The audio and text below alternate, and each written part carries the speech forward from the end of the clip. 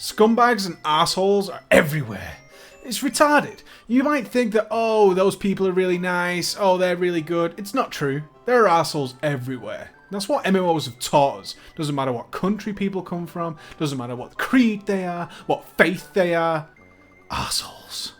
Now I'm a father. Now I'm worried my son will become an asshole. So I've had to hire the top-notch babysitter in the country.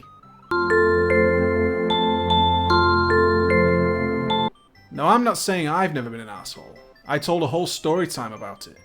And once in vanilla I was in charge of the ZG Bank. I took all the bijous and coins. Then one day the GM asked me to give him a few of those coins, the guild coins, to get his all up to friendly. The next day, I was exalted. No, I'm not talking about the guys who block mailboxes, the guys who ninja your little precious blue item from a dungeon. I'm talking about the real scumbags, the guys who pushed it way too far. We're going to be looking at the top 5 scumbag people in World of Warcraft. And it might surprise you to know, there's a lot of a certain type of class in there. It's rogues.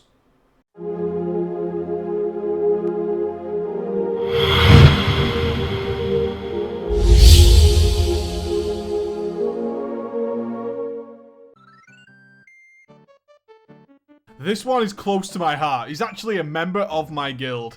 There's 2 words a raid leader never wants to hear. Greek rogue. Let me explain. If you've ever raided in a Greek-heavy guild like mine was, then you notice certain trends. 1. They all play net cafes. My GM came to the UK to stay with me, but before I met him, he had a day in one of our prestigious major cities. He was shocked and stunned that we don't have web cafes everywhere. Because they sit together, they sometimes do a lot of communication IRL, which is really weird, because in major stress fights, lots of people are doing stuff, but Vent only has that sound of the one guy who keeps keying up every time he pushes a button. This is the bug you're talking about. Yeah, he bugged it. 2, during summer, they all vanish, and then they come back, but fatter. And 3, they're generally always late for every raid, but they're lovable guys, so whatever. Combining this with a rogue is dangerous. A traditional rogue cares nothing for trivial things like mechanics, especially ones that don't affect them. Combine that with some Greek sentiment and there's gonna be a couple of problems. We had 2 Greek rogues. One of these chaps was called Vesp, a close friend to this day. After some progress was over, Vesp went on to become an achievement hunter. The AQ mount is a much sought after item. Of course our realm was of the first to open the gates, but all is not lost. On shitty realms, low pop realms couldn't manage the opening of their gates normally, so Blizz gave them an auto-complete function so they would open themselves. Achievers paid cash money to move to these realms and get their mounts and titles. As long as you banged the gong within 24 hours of the gates opening, anyone with the quest could get the mount and title. Vesp moved to one of these servers, but in true Greek rogue style. Didn't bother to check forums or anything like that. Hell, if you're not going to check boss mechanics, why the fuck would you be looking at realm forums? You see, there's a camaraderie in these types of situations. All the little gong bangers, they make a little group and they organise the opening to ensure that they all get their rewards. They take screenshots, they have a little tea party to celebrate. Not Vesp. Vesp randomly goes to check the gong in the middle of the night, and what do you know? It's activated. In true, not giving a shit Greek rogue style, he bangs it, collects his rewards, and triggers the event. But wait! There's around 60. Yeah, 60 people that we know of, not including all of those who never posted in the forum thread. We have no idea that the gong has become active, and that it has been hit. The server-wide message went out, but it was about 3 AM according to Vesp. The morning later, Vesp posted that, hey, I hit the gong, and that people should also go and hit it. With a kind of apology, but a rogue-style apology. The Syndicate of Gongers had planned to have the event the following week. A hell of a lot of people missed out on their mounts and titles that day. They raged at their wasted time and money. But the unintentional scumbag Vesp returned to his home realm, title with mounts and a story to tell. Warglaives! Best looking weapons ever? Well, yeah they are. And guess what? Rogue loot. This is incredibly dangerous tactically. I mean, Thunder Fury was mainly for tanks, but fuck me if those rogues didn't pull every dirty trick in the book to get one. Now they needed 2 drops. I felt bad for the Fury Warriors. Unless you were some super old school pillar of the goddamn guild warrior, you had a tough case against the rogues and usually had like 2 or 3 fucking rogues. So that's 6 perfect drops. Then there's that goddamn awkward moment where you have your main guys with glaives, then the benchwarmer guys both making a half-assed case to get the next ones. Forgetting that though, the lengths people would go to for glaives was fucking insane. Our first glaive dropped pretty early, and the melee class leader just so happened to be a rogue with 100% attendance since the birth of the game, so no big deal. Here's your glaive, grats. But then it was a fucking eternity to get the next one. Jesus, those guilds who got a glaive all the goddamn time. What the hell is going on there? They killed Illidan like 3 fucking times later and suddenly they're giving out like off-spec warglaives. It's dog shit. GG, RNGesus. So with our drought at warglaives, the scumbag suggestions start coming. Hey guys, let's do 2 raids a week. Black Temple on the 20th run is completely boring as shit, and no one wants to do that crap, especially for one guy's loot. I always felt like a total ass shit like that. I got my Warbear second on the server. Gotta be honest, running Zulaman for months after to get the mounts for other people, not that fun.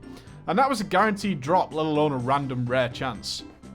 It came to a head when a rumour regarding Atlas loot started to float around. Let me explain how this worked. When you enter a dungeon or a raid, all the bosses spawn. And also, their loot table spawns too. Yeah, the items they are going to drop are decided the moment you step inside the instance. The theory is that Atlas loot can only have items in its database that have spawned on the server that week. Every weekly reset, the list is wiped until the item has appeared again on your realm. This includes item tables for spawned bosses of that week. For example, if no one has logged in who has a Warglaive, then Warglaives will not appear in Atlas loot. But if no one has logged in with Warglaives, and you walk into the Black Temple, spawn Illidan's loot table, and it has a Warglaive in the list, then it appears in Atlas loot. Here comes the scummiest shit ever. Rogues would sit all night at reset until the servers came online. They would also find out who else on the server has a glaive, then add that item to friends to see when they logged in. The moment the server comes up, they log in, they walk into the Black Temple, they check Atlas loot. No glaive? Pop out. Wait for the server to reset them. Repeat until the glaive appears in Atlas loot. Then sit all fucking day inside the instance until it's time to raid. That is some desperate loot whoring right there. Does it sound so scummy, you say? Ha! Rogues would actively fuck each other over through this. Classic scenario. Your class master has the main hand glaive. You have no glaives, like a fucking bum. You're doing the loot trick and suddenly the offhand glaive appears. Yeah! Well, wait, actually. That's the wrong glaive. The wrong fucking glaive! How is that? They would fucking reset it again and retry, rather than their friend or brother getting the item they needed. Fuck them. I wanted my glaive. No one really knows where it came from. It appeared as if from nowhere. I was protected. From my ivory tower enclosed well within the bubble of hardcore raiding, I wasn't aware of it until it was too late. Suddenly a day arrived when someone asked me for it. I was taken aback. What was this person asking me? How do I know what my gear score is? Straight up, of all the problems in Wrath of the Lich King, gear score in my opinion was one of, if not the most damaging thing to come from that era. It single-handedly destroyed the game for the casual mid-level players, and they are the backbone of the game.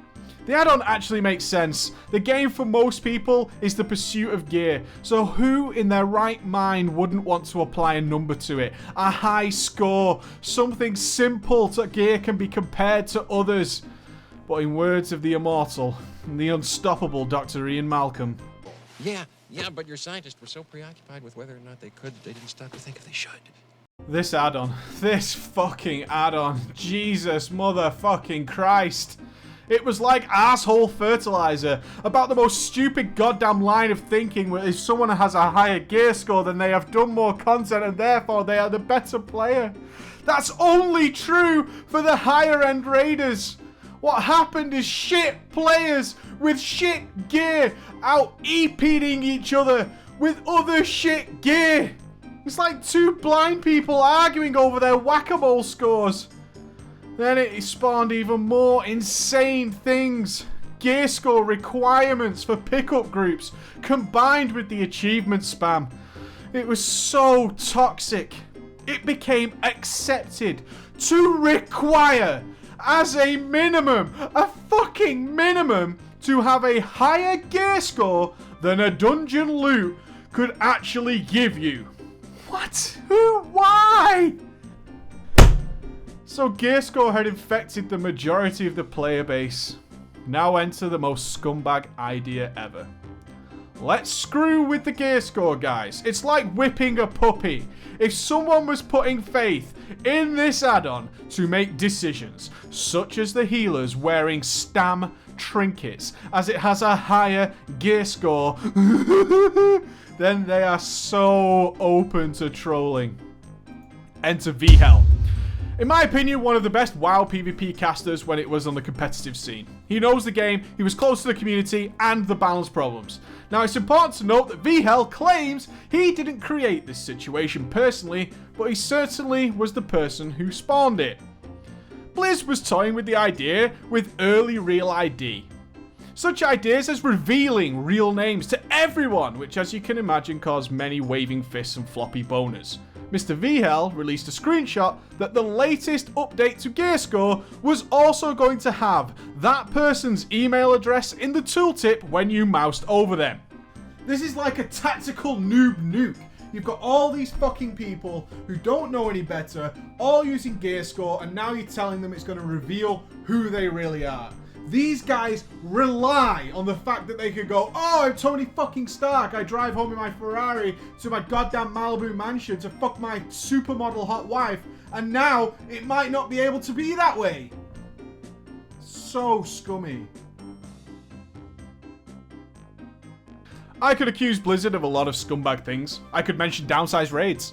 Shit gear with a purple tag to confuse the average player. Wrath of the Lich King. Totally bugged out bosses that you spent countless hours wiping on. I'm not going to mention any of that. Nope. After all those fuck-ups, the decision is made to claim that 10 and 25 would now be equally difficult in our new super expansion Cataclysm, featuring a dragon you will only one day get to see from afar. I talked about these in the worst bosses, but we need to discuss how much of a scumbag fuck-up this was. If you're going to go ahead and say 10-man is now a legitimate, respectable raiding style, then you would think that means one thing. Don't fuck 10-man up. So they fucked it up. The announcement spelled the end for so many 25-mans. Similar to when 40 went down to 25, it was a great reason for mediocre guilds to blame all their failings on everyone else. Now they can kick the dead weight and become super amazing and now legitimate guilds. So guilds across the world crumbled down to new and improved 10-man, streamlined, prepared and ready for the Cataclysm. Tier 11, here we go! Was it perhaps the devs were still used to making 25-man as a priority? Was it because there was a shortage of donuts in the office? Or was it because regardless of the PR, the devs just didn't give a shit about 10-man? The bosses were retarded. Halphus Heroic, easiest boss in 25-man, one of the most difficult in 10, and it's the first boss. Does it matter that 10-man has 1/4 the interrupters than 25-man? Nah, let's just keep the mechanics the same. Wind Council can't possibly be killed without a crit cap Gimp Spec Frost Mage. Sounds about right. Valiona and Thoralion ads have the same HP as they do on 25-man, despite 1/3 the amount of DPSs. Can't see that being a problem. How about we base nearly every encounter on having super class specific raid cooldowns that are abundant in 25-mans, but rare as shit in 10-man? What a colossal fucking mess. In the first few months, it took months to correct some of these issues. 10-mans broke up and they were a total laughing stock in the eyes of the 25-mans who were cruising through the same bosses. This scumbag maneuver sacrificed many budding 25-man guilds, but then went on to destroy the new 10-man guilds. Was it supposed to fertilize and grow them? Many raiders just stopped. The system was broken, and the downward spiral of raiders was in full swing. It's lucky that a 10-man is so easy to put together. Otherwise, this moment could have been a coffin nail for raiding itself. Go max range.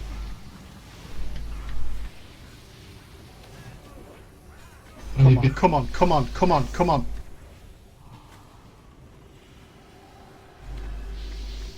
He's berserking, kill him. Come on. Come on, come on, come on, come on, come on, come on, come on. Oh my god. Fuck you fat prick! Yeah! Fucking bullshit.